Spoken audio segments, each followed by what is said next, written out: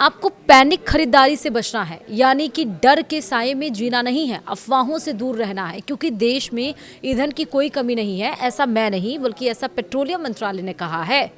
हम आपको वीडियो में बताएंगे। नमस्कार, आप देख रहे हैं न्यूज़ 18 का डिजिटल प्लेटफॉर्म और मैं हूं आपके साथ श्रुति श्रीवास्तव। पेट्रोलियम और नेचुरल गैस मंत्रालय की ज्वाइंट सेक्रेटरी सुजाता शर्मा ने आम लोगों से अपील करते हुए कहा है कि पैनिक बाइंग से बचें। भारत सरकार ने पीएनजी नेटवर्क को बढ़ाने के लिए कई महत्वपूर्ण कदम उठाए हैं। इन उपायों के परिणाम स्वरूप मार्च के एक महीने में लगभग 3,25,000 कनेक्शनों के लिए गैस सप्लाई शुरू की गई है। वहीं एलपीजी के लिए हमारी जो इम्पोर्ट डिपेंडेंसी है वो लगभग 60% है और इन सब के बावजूद घरेलू उपभोक्ताओं के लिए एलपीजी सिलेंडर की कीमत में कोई बढ़ोतरी नहीं हुई है। इस कीमत बढ़ोतरी से हमारी ऑयल मार्केटिंग कंपनियों को अंडर रिकवरी होगी और उन्होंने ये भी कहा कि इन अंडर रिकवरी को कवर देने के लिए भारत सरकार ने 2022-2023 फाइनेंशियल ईयर के दरमियान हमारी ओएमसीएस को ऐसे नुकसान की भरपाई के लिए लगभग 22,000 करोड़ रुपए दिए हैं।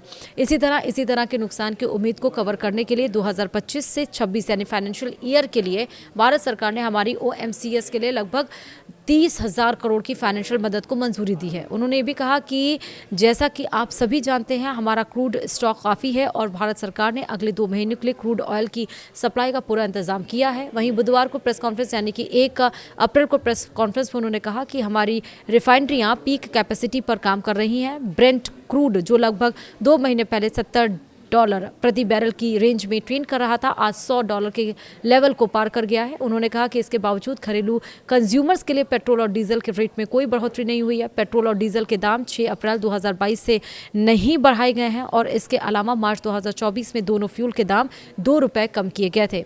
उन्होंने ये भी कहा कि घरेलू कंज्यूमर्स को इंटरनेशनल तेल की कीमतों में उतार चढ़ाव से बचाने के लिए भारत सरकार ने एक्साइज ड्यूटी कम कर दी है ताकि यह पक्का हो सके कि कंज्यूमर सुरक्षित हैं और उन पर कोई कीमत बढ़ोतरी पर बोझ नहीं है।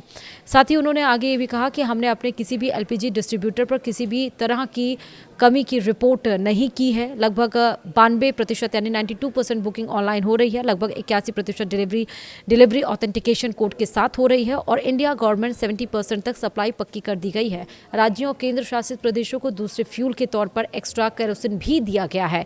वहीं पैनिक पैदा करने वालों के खिलाफ भी कार्रवाई की जाएगी। उन्होंने कहा कि अभी भी बहुत सारी अफवाहें फैल रही हैं और पैनिक पैदा करने की कोशिश हो रही है। हमने राज्य सरकार से इन सभी कोशिशों को अच्छे से कंट्रोल करने की रिक्वेस्ट की है। कल करीब 2800 रेड हुई है, मतलब 2,800 रेड हुई हैं और करीब 500 सिलेंडर जब्त किए गए हैं।